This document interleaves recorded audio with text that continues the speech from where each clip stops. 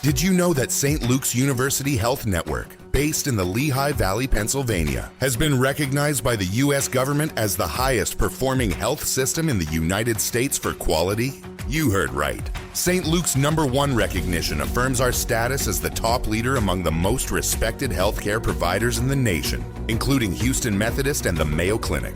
To state it simply, if you want to receive the best care when you go to a hospital, come to St. Luke's. Listen, all you New Yorkers.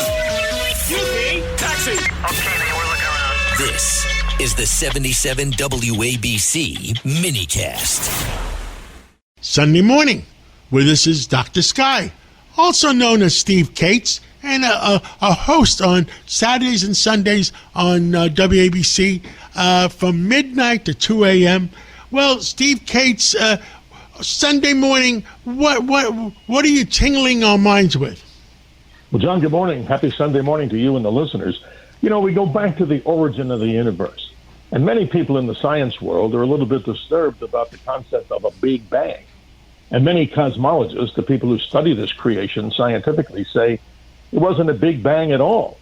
And many believe that this universe, when it formed, may have been something called a Big Bounce. Now, what's that? It means that a previous universe, John, that expanded and then obviously shrank, formed a whole nother universe. And this is a totally amazing story because, John, for so many years, this Big Bang theory has been generally accepted and taught in schools, but now we're getting some other side of the equation information. Steve, they used to teach back in the 14th century, 15th, that the world was flat. So, I mean, there is no way that we know about expanding universes, and there's no way about another universe besides. I mean, This is all theories. Who comes up with these theories, Steve? Well, John, I think to keep the cosmologists employed, it's kind of funny. They have to come up with other theories. But even more important, John, what could be more important than that, is that we really don't know about the origin of this universe. Because the other big problem, which is not for this discussion, is that time itself may totally be an illusion. And everything that we thought was factual, I mean, Einstein had some numbers that still make sense today from relativity that he developed. But the reality is, what I'm trying to say in simple words, and I think you would agree, the more we seem to know, the less confident we are, and that's why science continues. But the whole creation of the universe, many people are trying to describe it as it wasn't a big explosion. It was an expansion, but what did it expand from? That's a mystery. Well, Steve, me and you talk a lot. The big mystery for this month is what is the truth about UFOs? What is the truth of what the astronauts saw and NASA never allowed them to talk about it? To me, that is the big mysteries. You're right.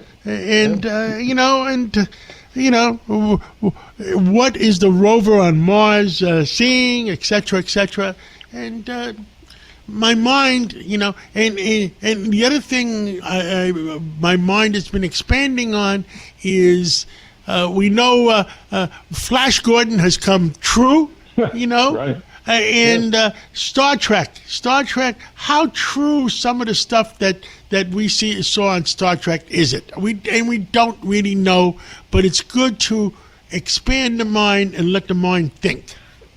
Well, John, to expand on what you just said, I was very close to Gene Cernan, one of the last astronauts on the moon.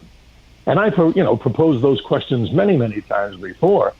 And he, of course, stared me in the eye and said, I have no idea what you're talking about. So you can see this great cover-up. Well, by those words alone, it's a cover-up.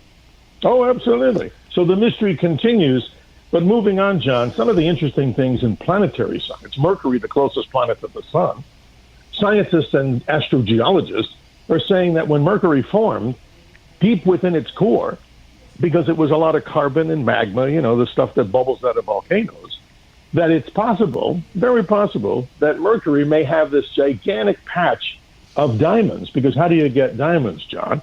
You have carbon under incredible pressure.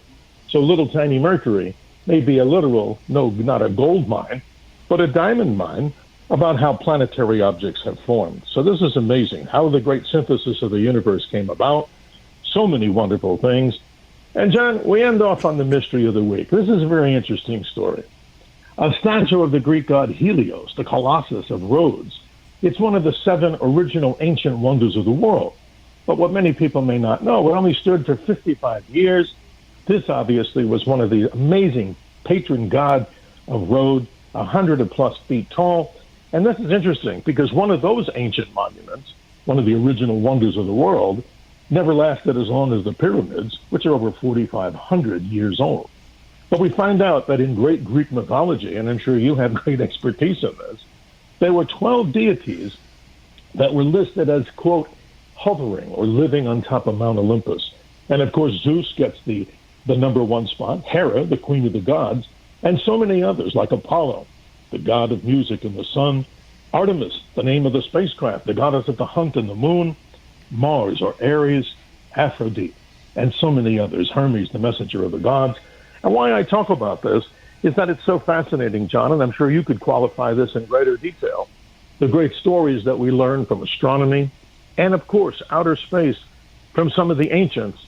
They have the message kind of right, John. They were on the right path, studying and observing the heavens with great theories thousands of years ago.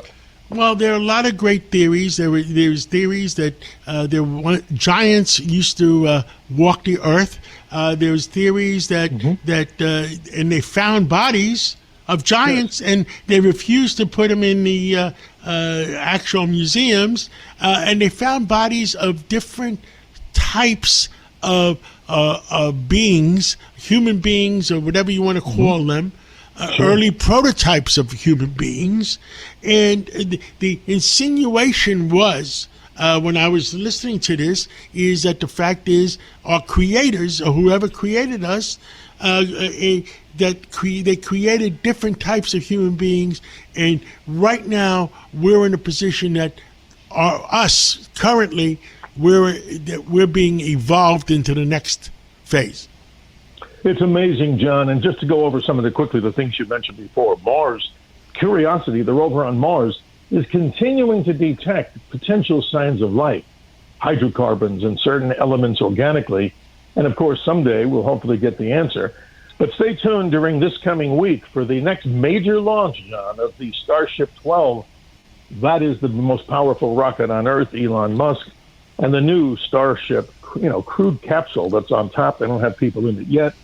So we're expanding, John, and that is a very interesting launch because that's the gateway to the moon and Mars and beyond. And it seems like Elon Musk and SpaceX have certainly taken the lead. Steve Cates, Dr. Sky, thank you, and we'll talk again real soon. Have a good day, John, and everybody on Sunday.